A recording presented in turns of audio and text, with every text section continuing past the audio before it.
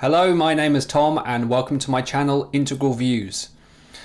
Zack Polanski, a drama student, come hypnotist, come leader of the Greens Party, is in the media increasingly at the moment, and I thought it would be good to do a quick analysis of his ideas, do a deep dive critique of his ideas. I actually think that the rise of the Green Party and Zack is a really good thing because it's drawing some clear lines in the sand between political ideologies, with Reform on one side and Green Party on the other side. And we're seeing the Green Party rise in the polls, as I said, up to 15 points. So now's a good time to have a look. Just generally, I think that Zack seems like a nice guy, and I think he's very well intended, right? I think he means well. And I think, to be honest, on the whole, it's nice to have someone who will speak their mind and has ideals and principles that they believe in and that they will portray and they will stick to.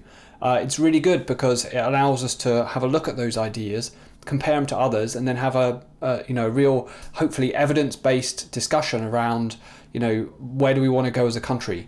So this video hopefully will contribute toward that to some degree. I'm going to look in detail around some of his ideas, look at his ideas on wealth tax, on billionaires, look at on his ideas on migration, on gender theory, welfare, and a few other things. But you'll see that in the chapters along the bottom of the video. If you find this video useful, entertaining, or interesting, helpful in any way, I would really appreciate if you subscribe to my channel, like the video. It really means a lot. I'm a small channel trying to grow, so if you find this helpful, I'd really appreciate some kind of some engagement. Even comments would be great as well. So, right, let's get into the first topic. We're going to look at what Zack has to say about gender theory. That's not about trans rights. Okay, but actually you want to trample on women's rights in sport. No, I don't at all. You said you're fine with biological men competing in women's Because sport. a trans woman is a woman, so I'm not trampling on their rights. But what I'm doing is defending their the UK rights. Supreme Court has established that a male is a male and a female is a female. Are you targeting the actual problem in this country? country? A woman have a penis? Yes. It's going to take them a long time on the National Health Service to get rid of it, but that's another separate problem. Which I think is a huge problem for someone leading a party in this country. A woman is a gender. Sorry? You said, what's a woman? No, a woman is a gender. biological and gender female. is complicated. No. Gender is a spectrum. It's not complicated. Is it that binary? Do you think people are born male and female? Not necessarily. Oh, for God's sake. I think it's more complicated than It's that. not more complicated, Zack. Well, it's not more... So Zack believes that a woman can be a man and a man can be a woman, and that gender is what's real and biological sex is just, nothing, irrelevant, basically. I think, look, no, I do not agree whatsoever. I think that this is, in a sense, a kind of litmus test, right? How honest are you going to be? At the end of the day, okay, maybe he's convinced himself of this. Maybe he's read some stuff by, gender theory academics or whatever. There's a lot of it. But look, realistically, from my point of view, it's very simple. I agree with Piers Morgan. Effectively, I think it's laughable. The reality is that, but it is no laughing matter really, because people are harmed by this. They're harmed by this ideology, this gender theory ideology. And of course, men can have different kinds of hormone balances and women can have different hormone balances. They can express in ways that we traditionally call the opposite sex, in terms of our kind of social construct of what a man should be. Many men will be more kind of feminine, etc. But it doesn't mean that you're born in the wrong body. You don't have a female brain if you're a man that thinks, that you do. You have a male brain. You just have, maybe hormone issues or whatever else. And there's nothing wrong with that. You're fine just as you are. You're not born in the wrong body. You are fine, perfect, just as you are. And I think that messages on any other lines are pretty harmful and negative. So that's my opinion. That's our first big disagreement. A couple of books I just wanted to quickly recommend on this topic. So there's one called Irreversible Damage, and that's by Abigail Shrier, and another one called Time to Think by Hannah Barnes. They're good books, in my opinion, on this topic. This for me is an example of when someone wants to be nice, but often being nice, right, being compassionate truly, requires you to say no. It requires you to not just go along with things. I often like to take these things down into the most basic kind of philosophical position. If you have somebody who has obesity and they're harming themselves by eating too much consistently, would you say to them, that's not a problem, keep going, there's nothing wrong, just carry on, to be nice in the moment on the surface? That could actually cause harm if you do that. It's much more difficult, confrontational, and causes conflict for you to say, no, it's better if you don't do that, with compassion. But it might cause conflict in the moment on the surface, but longer term, it's actually better. So often, real compassion requires you to say no, and to this, I do say no. Okay, moving on. Now let's listen to Zack on wealth taxes and billionaires. So I was sat on this sofa the last summer and I was honest with you that I said we were going to need to tax the wealthy a lot more. And you at the time said, aren't you just turning into Liz Truss? And I made the point at the time that borrowing money to fund unfunded tax cuts is disastrous. That's exactly where Liz Truss has led us, and eventually where Keir Starmer will lead us if we carry on this idea of trickle-down economics. It doesn't work. It's failed for decades and it's destroying our communities. What I'm suggesting is a fundamentally different way of looking at the economy, which is actually recognising we need to redistribute wealth and power around our economy, spend on the public services, because actually that is going to generate wealth for all of us. Now, the point for me is not the wealth here. The point is to have a more equal society. And I think the fundamental disagreement we have is I'm less worried about the markets. I'm worried about the people sleeping out homeless on the streets. I'm worried about the nurses, the porters, the caterers, people I met today working for the NHS, who are saying we're not even being paid a basic wage. Sure. Our rents are spiralling. You will forgive me, if the markets aren't on board, then there'll be many more people made homeless. But markets on board is a trust issue ultimately, and trust issues. Absolutely. But they need bold storytelling and they need people to show that leadership. And we've got a Labour government who have constantly worried about what the markets are going to do, as opposed to actually grab hold of the narrative and say, we're going to invest in our public services. This is going to be good for the markets, but the point should never be the markets. I think I'm talking about something quite fundamentally different though. We don't need to borrow. We don't need to tax and spend. We need to spend and tax. And what I mean by that is ultimately make sure that we are investing in our public services to make sure they are generating the economy. So Zack's entire economic policy seems to be just tax the wealthy, tax wealthy people indefinitely.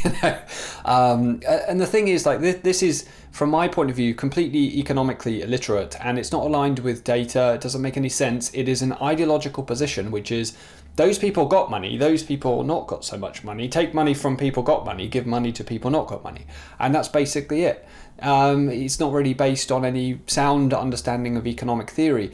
In addition, he talks about bond yields not being important. He talks about, we have a sovereign currency, so we can just print money through quantitative easing. It's the fundamental. We have a sovereign currency in this country, so the idea that we need to worry about what the markets do first and foremost, I think is just a fundamental inaccuracy at the very beginning of this conversation.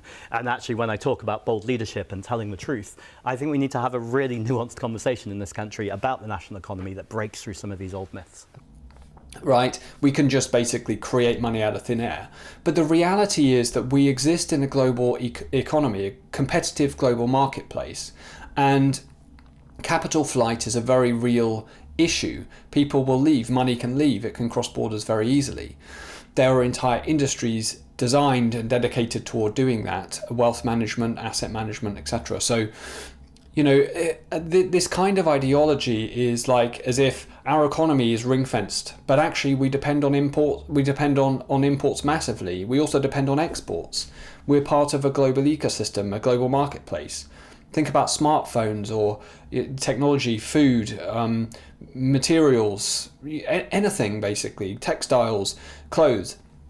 It's all import-export. We're part of a global market, even in energy as well. So the idea that we're not and we can just ring fence and print money amongst ourselves, it's ridiculous. Actually, we become uncompetitive as a nation, and then we do worse globally as a result of that. People who say that you can just have, people can't leave because they can't take the assets with them. Well, you're not going to dig up a house and move it.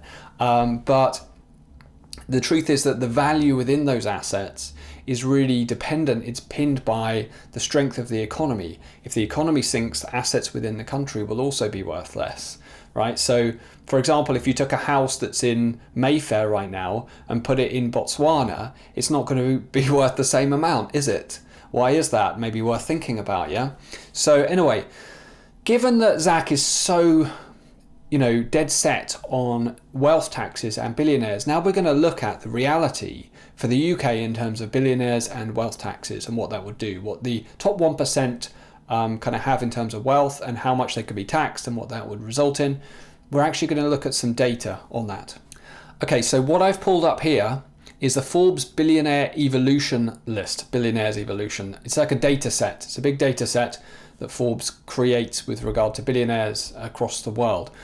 So what this shows is that the UK, if you look over on the right, we're right down there on the right, down at the bottom, yeah? And there's many countries that have far more billionaires than us, and they have far more billionaires than us relative to GDP as well, and they have far more wealth. So billionaires is not really a big strength of the UK's at all. So look at Germany, for example, and France. The total net worth of the billionaires in those countries is far greater than in the UK. Okay, to put this into a bit more context, we're going to look at a table now. This table shows France at the top, right, and that's a billionaire wealth. But what this is sorted by, this table, is wealth as a percentage of GDP. So wealth of the billionaires as a percentage of the total GDP of the country. So in France, 21.2%, then United States, then Germany, and then United Kingdom at 6.28% of the wealth in billionaires. So 6.28% of GDP is the amount of wealth held by billionaires in the UK. And that's significantly lower than Germany, United States, France, etc. And I thought that was quite a nice little way of showing that. So now, if we were to tax billionaires at 1%, let's say, and this is something Zack said many times, if we were to tax billionaires at 1%, what would we get a year from that? We would get £1.8 billion a year. That's the total amount we will get. And that is a drop in the ocean relative to our tax take. Absolutely a drop in the ocean. It's ridiculously low. So, and also, if you were to do that, then you'd see capital flight of billionaires. It would cost you more because billionaires would leave and then you'd dissuade them from coming. So you'd lose money, right? You'd lose money, basically. And also, it would cost money to implement. So clearly Zack doesn't mean billionaires, right? Let's give him the benefit of the doubt and say Zack must mean the top 1%, not just the billionaires. He goes on about billionaires all the time, the private jets and yachts, which is an ideology, a thought, a fantasy, okay? Yeah, it exists, but how much of an issue really is it? So maybe he means all of the top 1% of wealthy people in the UK. So let's look at that then. All right, so we're looking at some data from Our World in Data. And this is the wealth share of the richest 1% 1962 to 2023. This is private and household wealth for anyone who knows what that means. I'm not going to go into detail on it. So look at this. The UK down there about 21, 22%. United States way up there, I think 35%. We'll get into that. But basically look at our peers. Look at some of our peers, or what we think are our peers anyway. The United Kingdom down at the bottom, then Japan, Germany, Switzerland, United States. That is the top 1% of wealth owners in each of those countries, and the UK is significantly behind them, lower than them. I wouldn't say behind, but we have lower share of wealth in that 1%, okay? That's what Zack wants to target. Now here are the percentages. We've got United States 35.5, and this is the amount of total wealth in the country that is owned by the top 1% of wealth holders. In the United States, it's 35.5, then Switzerland 31.4, and down, United Kingdom 21.3. Now you can go and look at this data yourself if you want. It's Our World in Data, and so have a think about this. So actually, in that chart, in this data set, Our World in Data, the top 1%, right, of wealth holders as a percentage in the country, we saw that the UK is down at 21.3%. To put that in context, there are 236 countries above the UK with a higher share of the total wealth within that 1%, and there are only 6 countries below. So 236 countries have more wealth in that 1%, and only 6 countries have less. So we're in the bottom 7 countries in the world in that data set, right, that's tracked for the total share of wealth in the 1%. So we have a uniquely small amount of wealth within that 1% in the UK. But of course, Zack talks about how this is an increasing problem. This is the big thing that is the problem that we need to focus on. These wealthy people with their mega yachts and everything. Well, now, if that was the big problem, because we know that UK's got a lot of problems, right? Things have changed, things are getting worse. Well, have a look at this chart. So this chart shows 1% wealth share over time. This starts, I think, in 1995. Yeah, 95. And then it tracks through to today, to present day. And you can see that it's not moving very much. It's pretty steady. It's pretty much the same. Around 21, goes to 18, close to 22 up sometimes, but it's really consistent. So if that's the cause, if that's what's really changed, why don't we see a change in this chart? It's pretty steady. Maybe there are some other charts that we do see change in, right, that will explain what's changed in the UK, and we'll get into that. And it's not wealth. Let's have a closer look at that 1%. So Zack is saying that we want to tax that, right? That's where we're going to get all this money from, okay?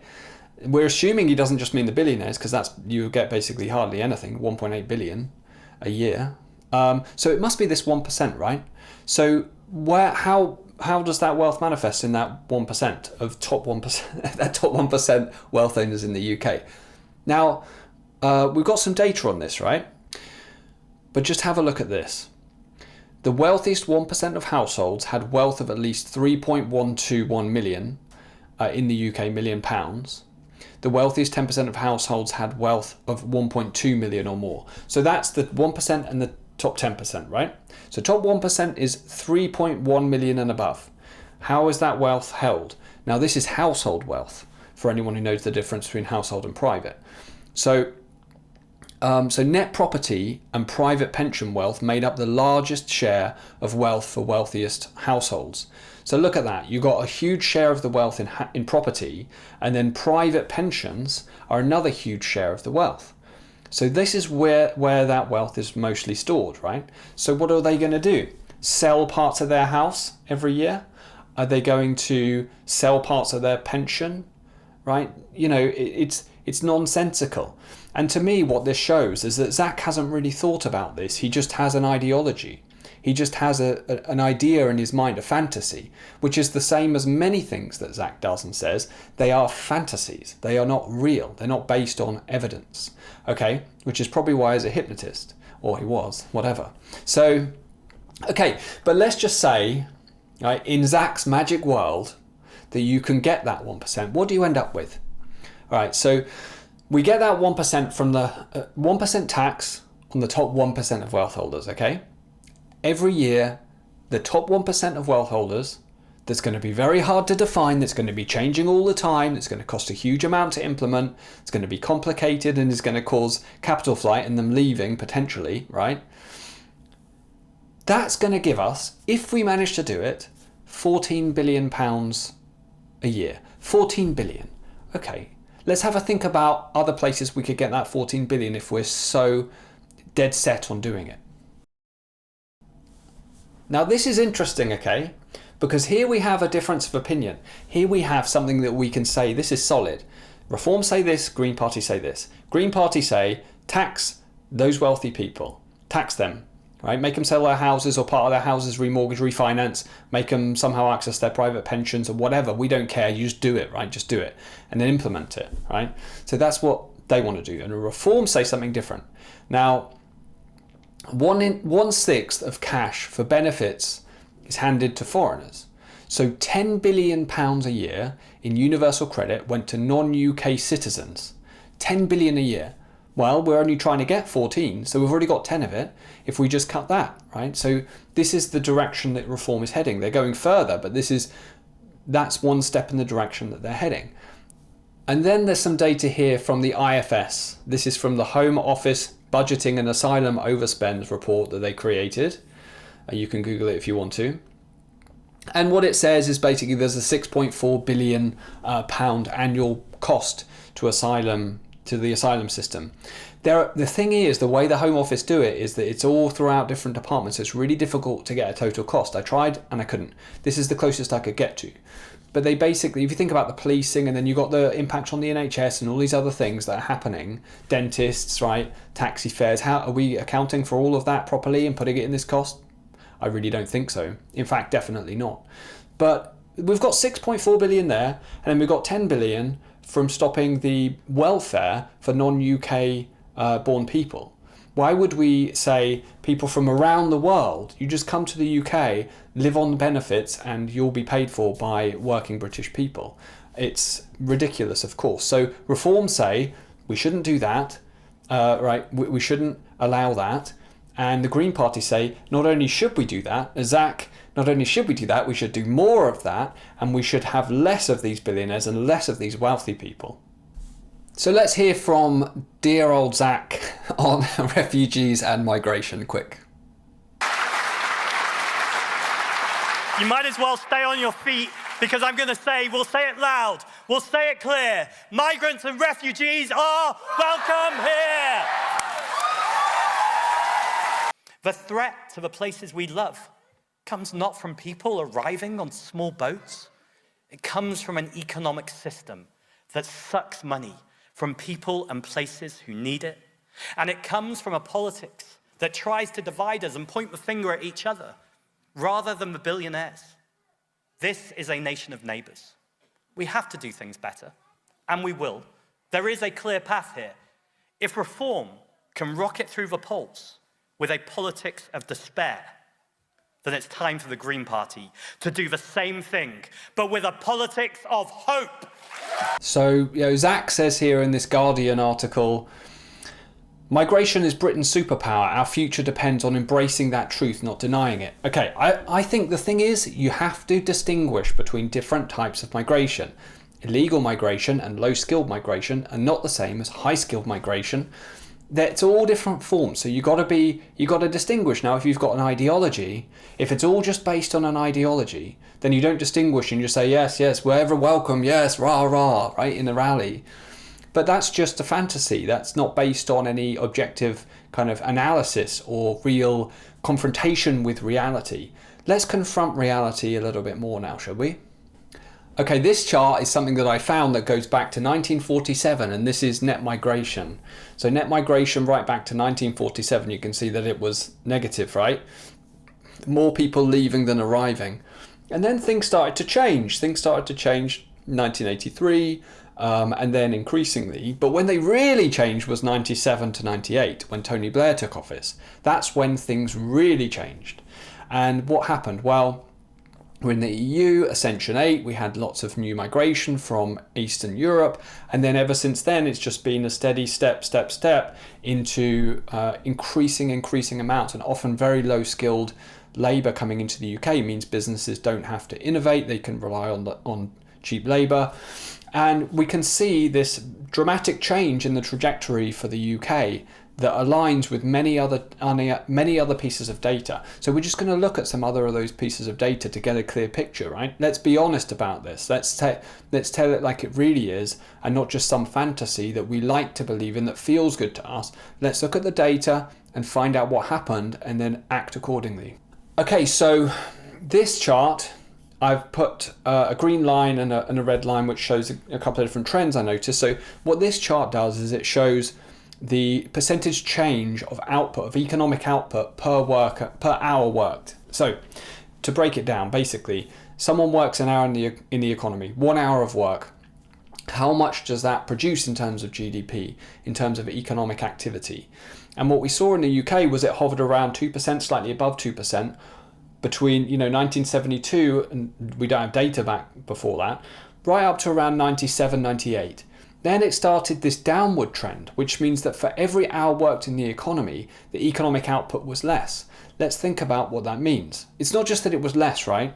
It was growing less, and then it went negative many, many years. And now if you look at the end of that chart, it's below zero consistently. So it means that for every hour worked in the economy by people, right, less economic productivity is happening. And why would that happen? Well, if you import a lot of people and they're on low-skilled work, doing low-skilled work, just churning through things, whatever that may be. And it's not to say that they're not doing things that are valuable to a certain extent, okay? Then you see this downward trend, right? You see less economic output. It means that businesses don't have to innovate. They don't have to stay ahead of the game, right? And that basically it's just been a solution for every problem that the government has depended on. You can just go, oh, let's just lean on that button of mass migration, bring in more low-skilled workers. Look, GDP looks good, we're doing great as a government. But actually, if you dig down into the data and you really look at it, we are not doing great. And that's not all. There are many other charts. Let's have a look at them to get a real picture of what's happened.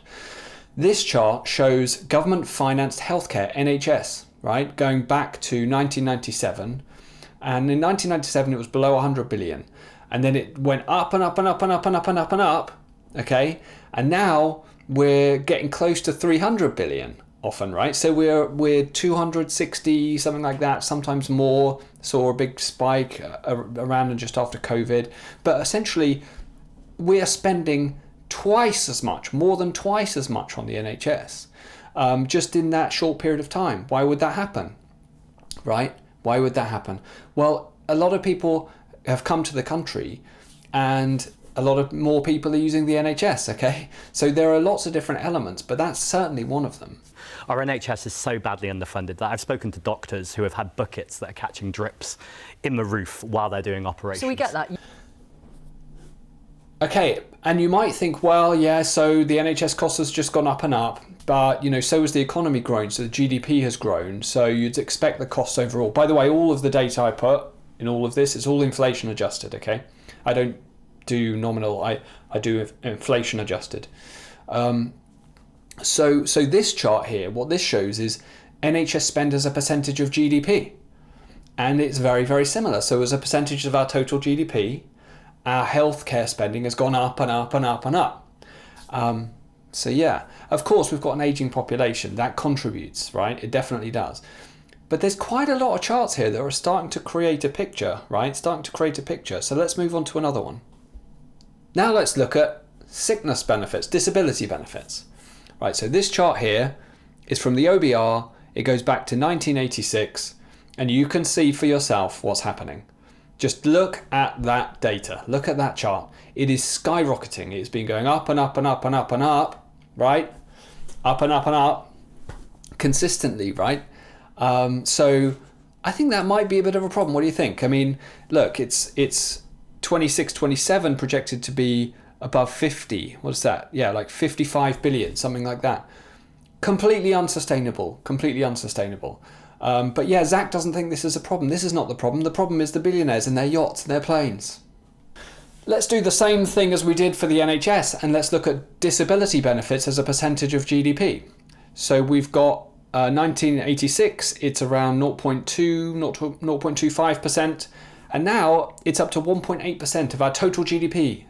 Disability benefits, and rising and rising.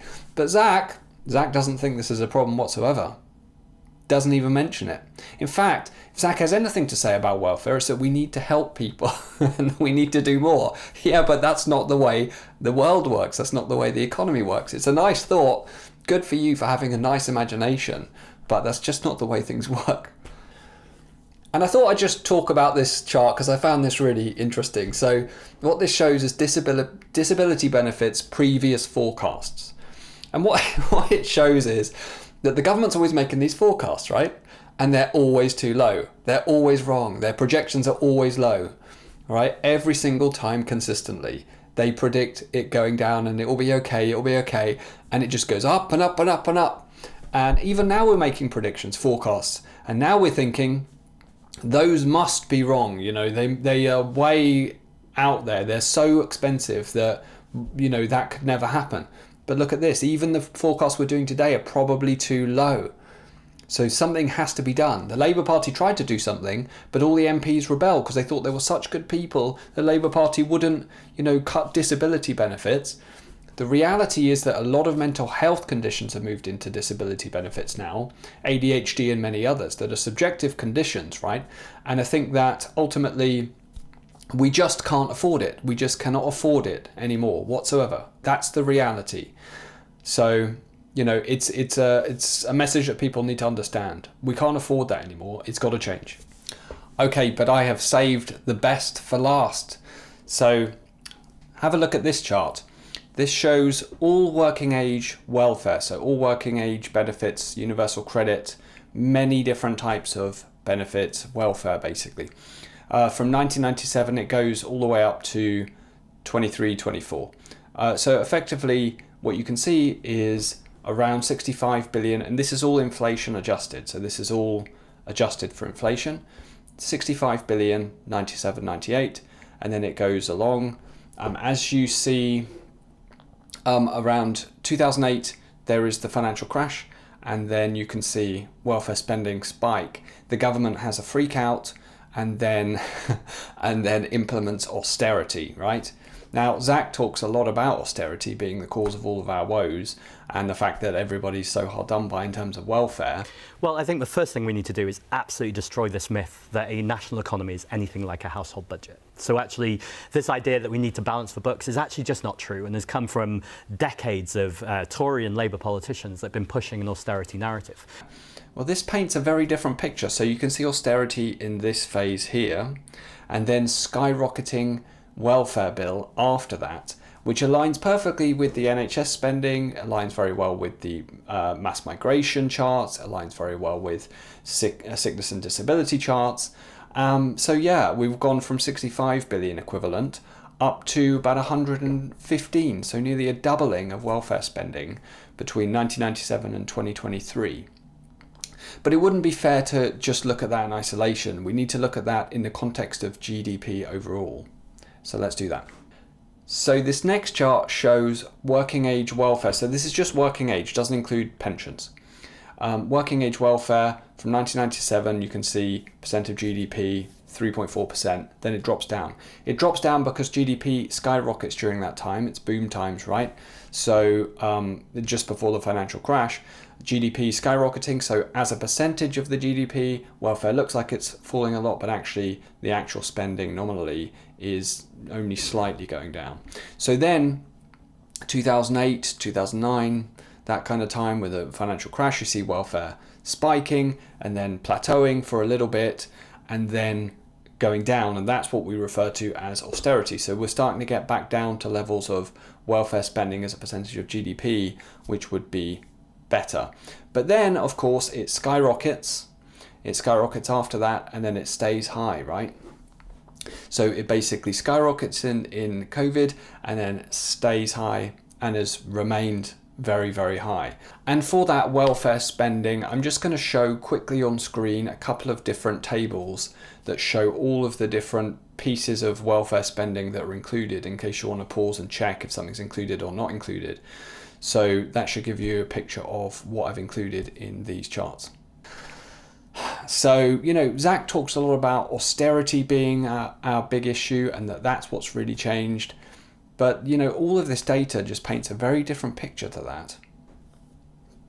To get all of these charts together, I had to do a lot of data extraction. I did it from a number of different sources, but really focused on ONS data, Office for Budget Responsibility, Net Zero, sort of Department for Net Zero, can't remember the full name, but I built a pack of data basically, and I'm just going to show the series of charts, and there's a huge amount of data in these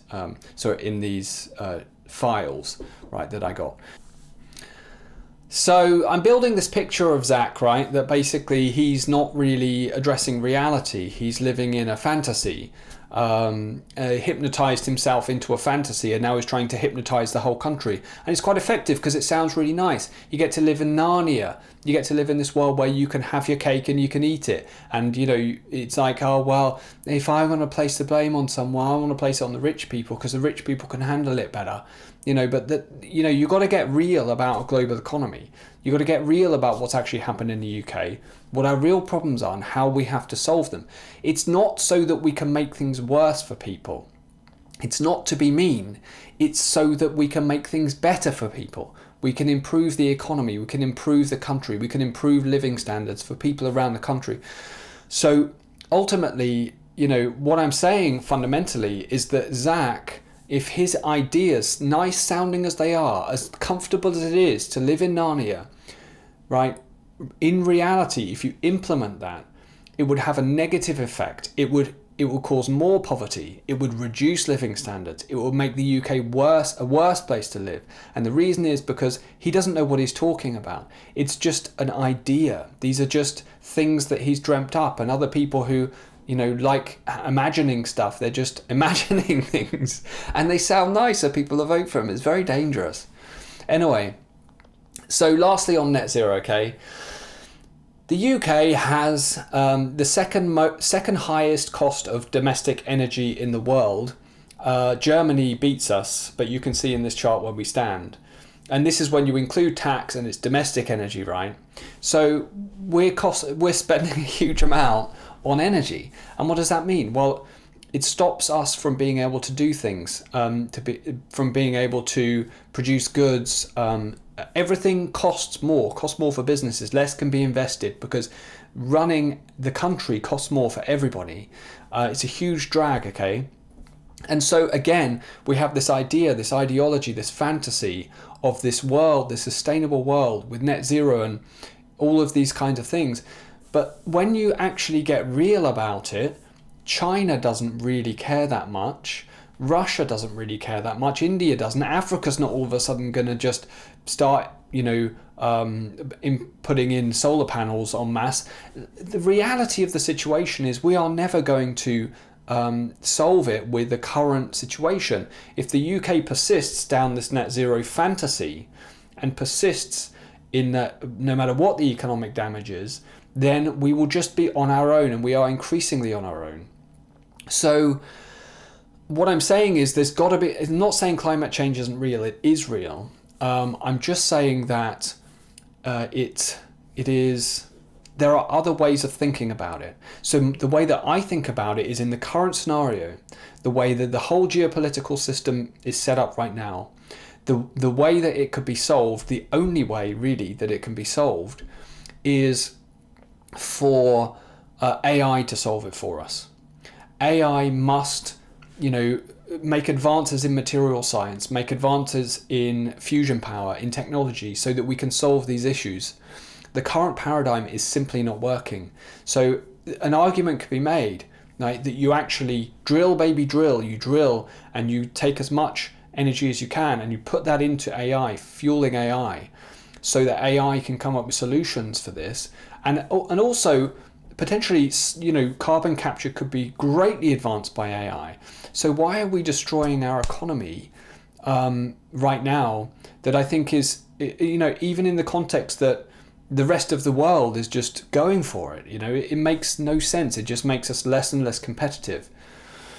I think maybe the only country that's slightly more crazy than the UK on this is Germany, that closed all of their perfectly good working nuclear power stations.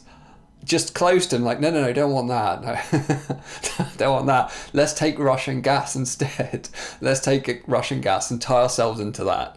Not a good idea. And now you've got even more expensive than us, expensive energy than us.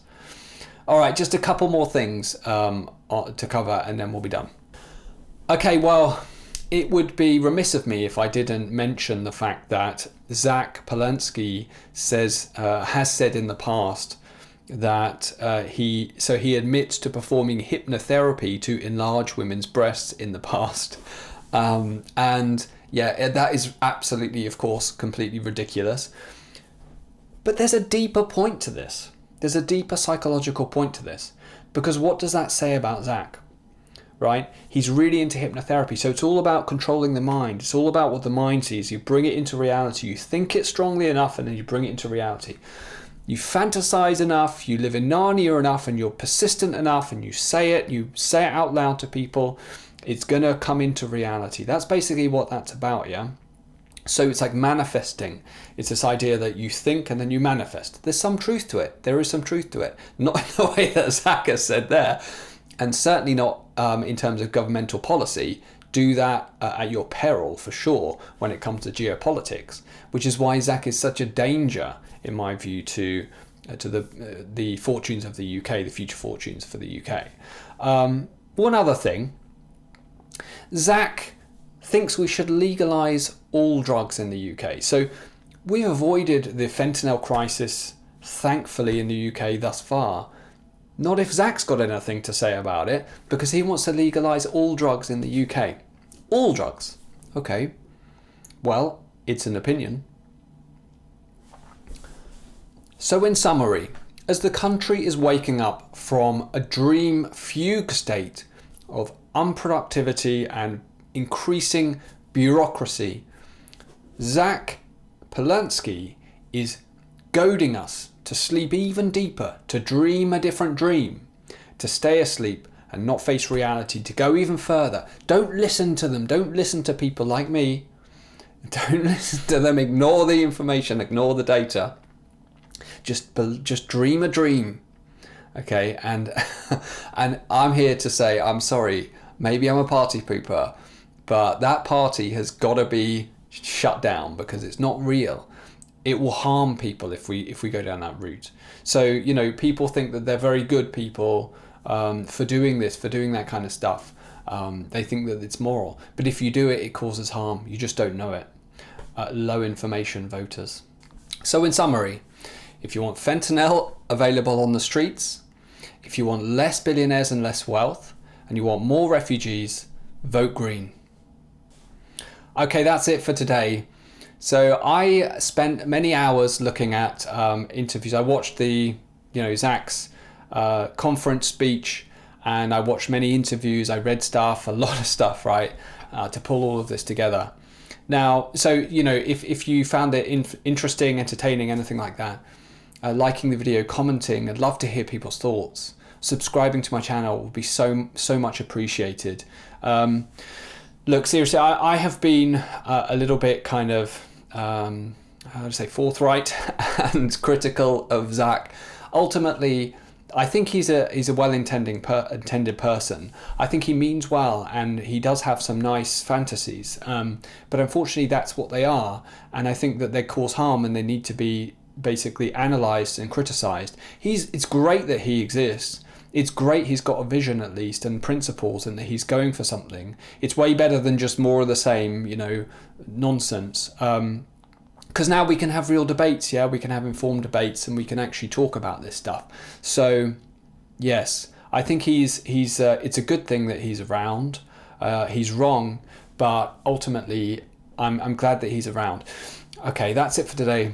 So, thank you so much for watching. And I reached 1,000 subscribers, which is great. So thanks to all my subscribers. And yeah, so see you in the next one. Cheers.